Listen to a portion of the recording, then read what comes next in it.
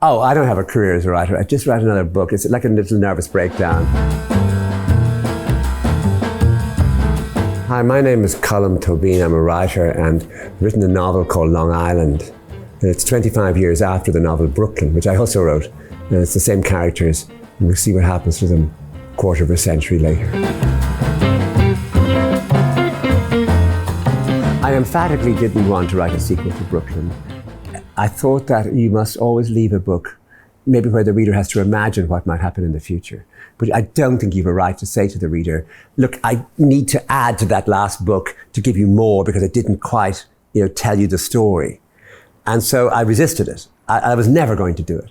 And then one day I was walking along the street and I got the first image, which is really the first 3 pages of the book, where it really is the whole plot, and then the rest of it is the consequences of that. But it came into my head as a single image. And I thought, this is not a sequel now, this is a new story.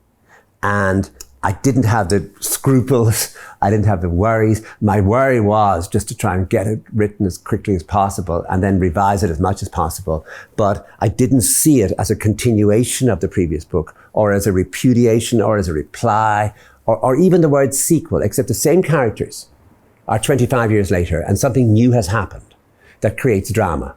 So it's a different sort of book because it's a different story. It's not just they're older, it's a different story being told.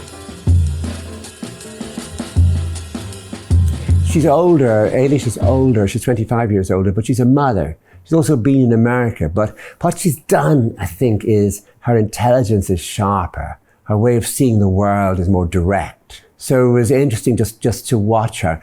With this book, particularly with Long Island, it depends a lot on big scenes of dialogue.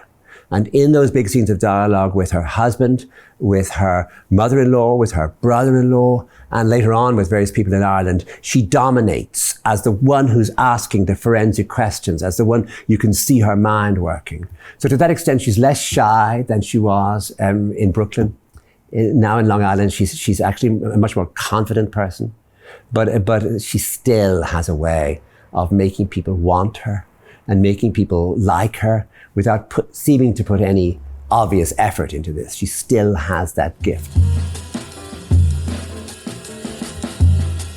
The dialogue is led by her. What I tried to do as much as possible, and it's very hard to do, is to do that in one take. As a writer, meaning I'm going to write this dialogue now as though it's real. I'm not going to write a draft where I'll add things, put in bits of the dialogue. I'm going to make it. And sometimes you can do that. You have to really concentrate that I'm never going to get another chance to write this. And so you try and make it, her reaction has to come very fast to each thing. You're trying to make it sound spontaneous and sharp. And the only way to do that is to make it fast when you're working. You've got to say, I've got 5 minutes, I've got 2 pages, I'm going to get this down exactly as it will be in the book. So there were times when I put a lot of effort into that. No, when I started Long Island, it wasn't as though I was going to take it up from the moment she goes back to America. Just leave all that out of the picture. People can guess that. It's pretty easy to imagine now what occurred. So I didn't want to put all that in.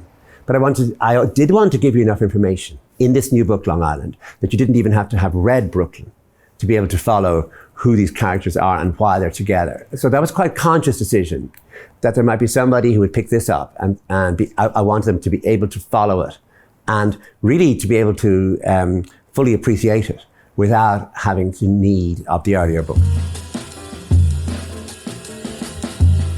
I drew in my own experiences of coming back and forth between Ireland and America, of no matter what you do as an Irish person in America, you never fit in. And you look around thinking, but everyone who came to America had to fit in. But they didn't. It was the next generation, the generation after, that did the fitting in. The first generation all felt like outsiders, felt they came from elsewhere, spoke as though they came from elsewhere. And I was using all of that. She has a son called Larry, and he just makes jokes. And A, I'd like to be Larry, and B, I tried to be Larry, and C, I liked Larry, just because no matter what happens, Larry makes a joke. Oh, I don't have a career as a writer. I just write another book. It's like a little nervous breakdown. And then but that's an exaggeration, actually, a little nervous breakdown. It's just that each book becomes a problem to solve. And if you start thinking about a career, even say, I'm a writer, I became a writer, that's awful stuff. Write your book, write your next paragraph. You're as good as your last sentence. So no, I don't have a career as a writer. I just maybe will write another book. Thank you for watching, and I hope you enjoy my books.